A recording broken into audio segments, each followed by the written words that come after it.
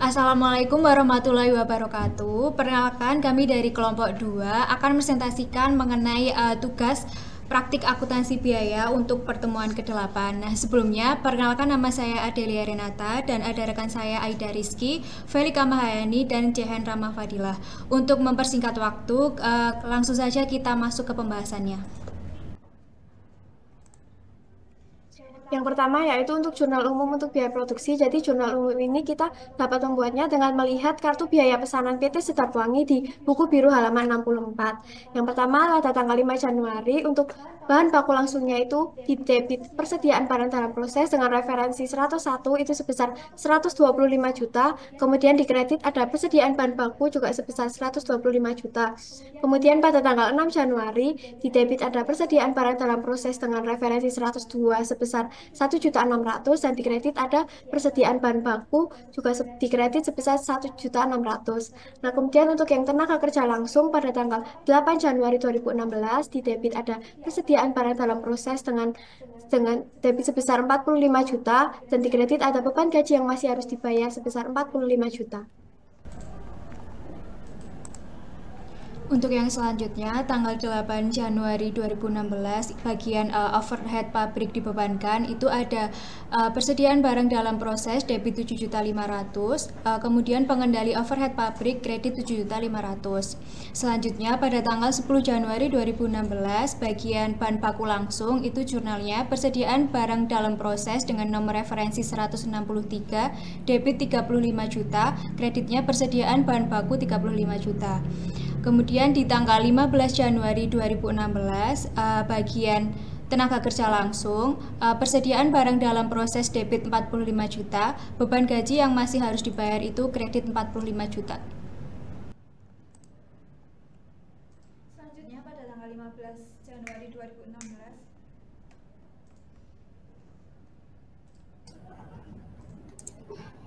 Selanjutnya, pada tanggal 15 Januari 2016, pada bagian tenaga kerja langsung, jurnalnya persediaan barang dalam proses pada debit sebesar 7.500.000 dan pengendali overhead pabrik di kredit sebesar 7.500.000. Selanjutnya, pada tanggal 22 Januari 2016, pada bagian tenaga kerja langsung, jurnalnya adalah persediaan barang dalam proses di debit sebesar 45 juta dan beban gaji yang masih harus dibayarkan sebesar 45 juta di kredit. Untuk tanggal 22 Januari 2016, pada bagian overhead pabrik dibebankan, jurnalnya adalah persediaan barang dalam proses sebesar 7.500.000 dan juga adalah pengendali overhead pabrik sebesar 7.500.000 di kredit. Yang selanjutnya pada tanggal 29 Januari 2016 di bagian tenaga kerja langsung itu ada persediaan barang dalam proses sebesar 45 juta di debit dan beban gaji yang masih harus dibayar sebesar 45 juta di kredit. Kemudian pada tanggal 29 Januari 2016 bagian overhead pabrik dibebankan itu ada persediaan barang dalam proses sebesar 7.500.000 di debit dan pengendali overhead pabrik sebesar 7.500.000 di kredit. Untuk totalnya yaitu sebesar 371.600.000 rupiah.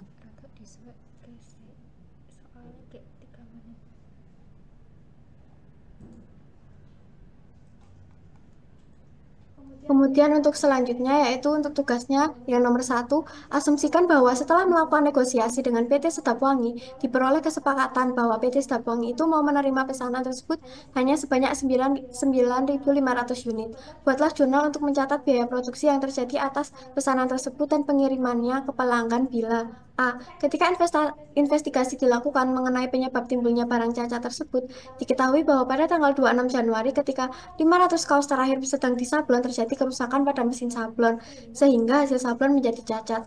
Untuk yang 1A itu berarti jika barang cacat disebabkan oleh kegagalan internal pada tanggal 1 Februari 2016 di debitnya ada persediaan barang cacat itu sebesar 5 juta itu didapat dari total unit cacatnya sebanyak 500 kaos dikali 10.000 per unit atau biaya per unitnya.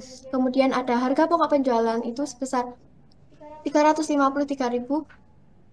353.020.000 itu dengan itu didapat dari total biaya pabriknya 9.500.000 unit itu dengan 371.600.000 dibagi 10.000 unit baru dikalikan dengan total unitnya 9.500.000. Untuk beban lain-lainnya itu sebesar 13.580.000 itu didapat dari selisih antara biaya produksi dengan harga jual barang cacat. Kemudian di kreditnya ada persediaan barang dalam proses sebesar 371.600.000. Untuk jurnal yang kedua yang dibuat yaitu dengan didebit piutang usaha sebesar 529.530.000 itu didapat dari harga pokok penjualan dikali persentase harga jual sebesar 150%. Nah, persentase 150% itu didapat dari buku biru di halaman 64. Kemudian di kreditnya ada pendapatan penjualan sebesar 529.530.000.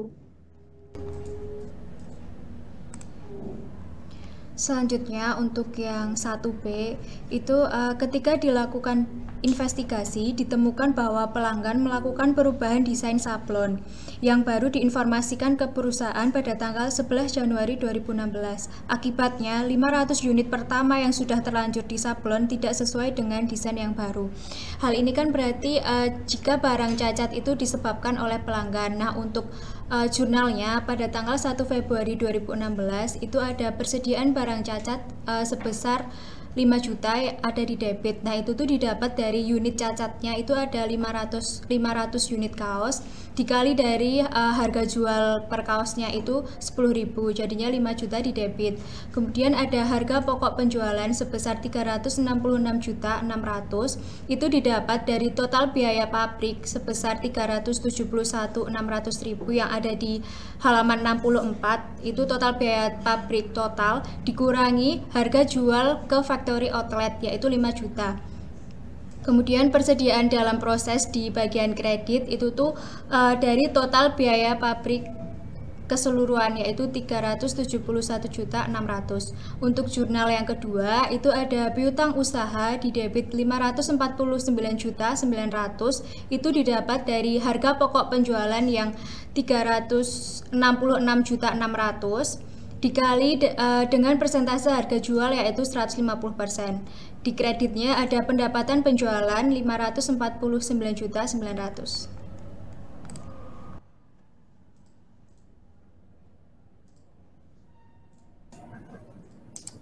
Selanjutnya, untuk nomor 2, asumsikan bahwa setelah melakukan negosiasi dengan PT Sedapwangi, diperoleh kesepakatan bahwa PT Sedapwangi meminta penyelesaian penuh atas seluruh pesanannya. Berarti perusahaan harus melakukan pengerjaan kembali untuk 500 unit yang cacat tersebut.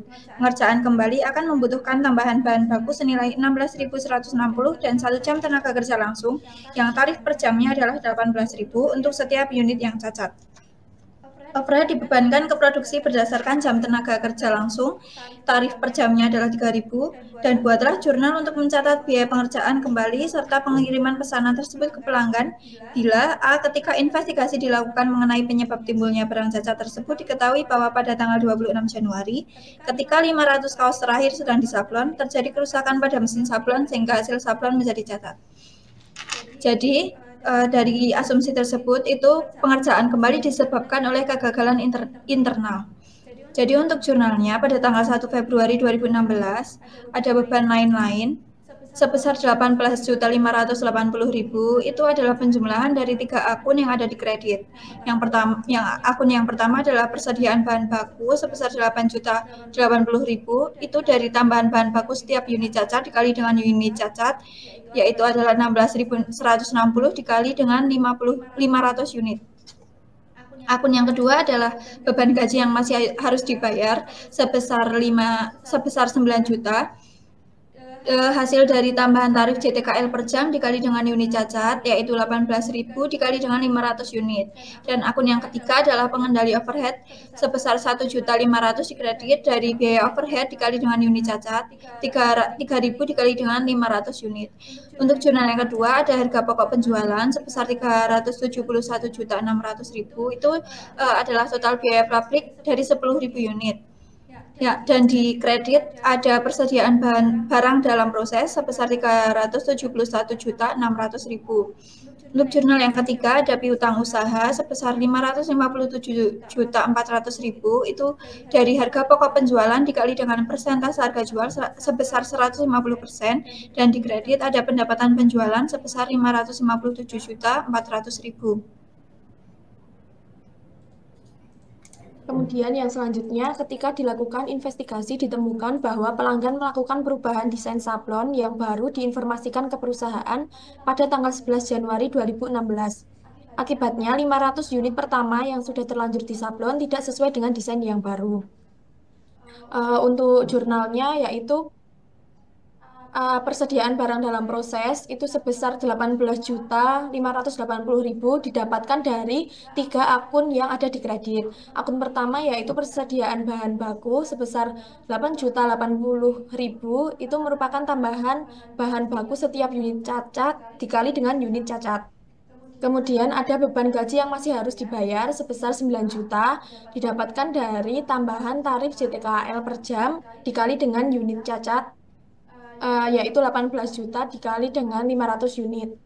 Kemudian ada pengendali overhead sebesar 1.500.000 didapatkan dari biaya overhead dikali dengan unit cacat. Kemudian untuk jurnal yang kedua, ada harga pokok penjualan di debit sebesar 390.180.000 didapatkan dari total biaya pabrik ditambah persediaan barang dalam proses. Yaitu 371.600.000 ditambah dengan 18.580.000. Kemudian persediaan barang dalam proses di kredit sebesar 390.180.000. Untuk jurnal ketiga yaitu piutang usaha di debit sebesar 585.270.000 didapatkan dari harga pokok penjualan dikali dengan persentase harga jual sebesar 150%. Kemudian ada pendapatan penjualan di kredit sebesar 585.270.000. Kemudian untuk pertanyaan yang ketiga yaitu perusahaan biasanya menjual barang cacat dan sisa potongan bahan kaos pada akhir setiap bulan. Asumsikan bahwa satu-satunya barang cacat yang ada berasal dari pesanan PT Sedap Wangi. Buatlah jurnal penjualan barang cacat tersebut. Untuk di debitnya itu ada kas sebesar 5 juta itu didapat dari total unit cacatnya yaitu 500 kaos dikali biaya per unitnya 10.000. Kemudian di kreditnya ada persediaan barang cacat itu sebesar 5 juta. Untuk yang selanjutnya, nomor 4 itu, jika diketahui bahwa pada akhir bulan perusahaan bisa menjual sisa potongan bahan kaos senilai 2.750.000, buatlah jurnal untuk mencatat penjualan bahan baku sisa tersebut. Nah, untuk yang nomor 3 tadi, itu kan penjualannya itu dari barang cacat dan sisa potongan dari PT Sedap Wangi yaitu 5 juta. Tapi kalau yang nomor 4 ini itu tuh sudah diketahui bahwa sisa potongan kaosnya itu sejumlah 2.750.000. Untuk jurnalnya itu tanggal 31 Januari 2016 ada di kas bertambah di debit 2.750.000 dan pendapatan lain-lain di kredit 2.750.000.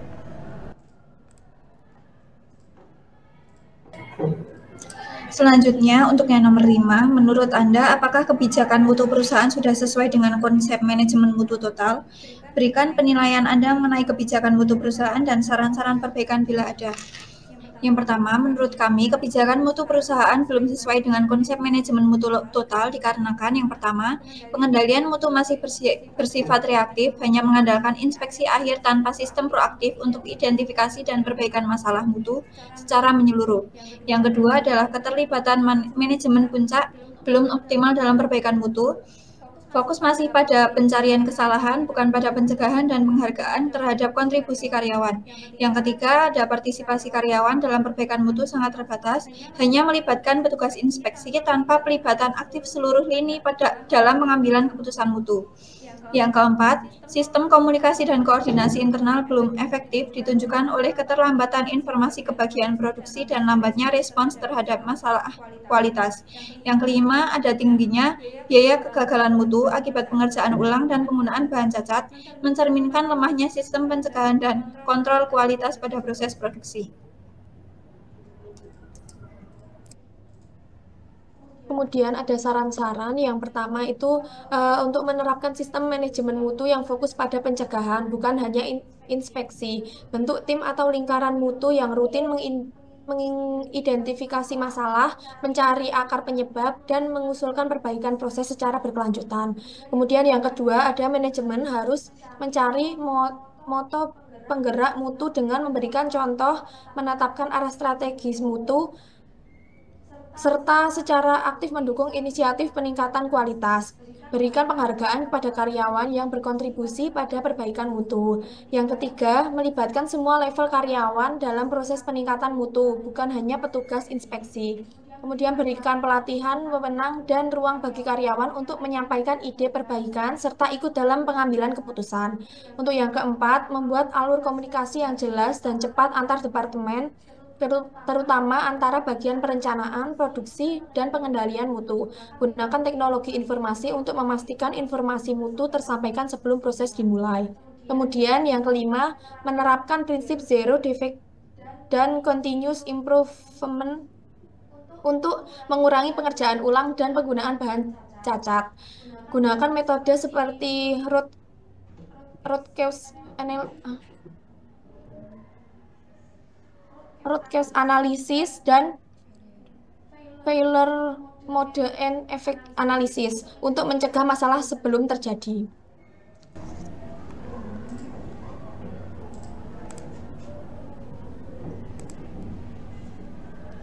Baik, sekian presentasi dari kelompok kami. Kurang lebihnya mohon maaf. Wassalamualaikum warahmatullahi wabarakatuh.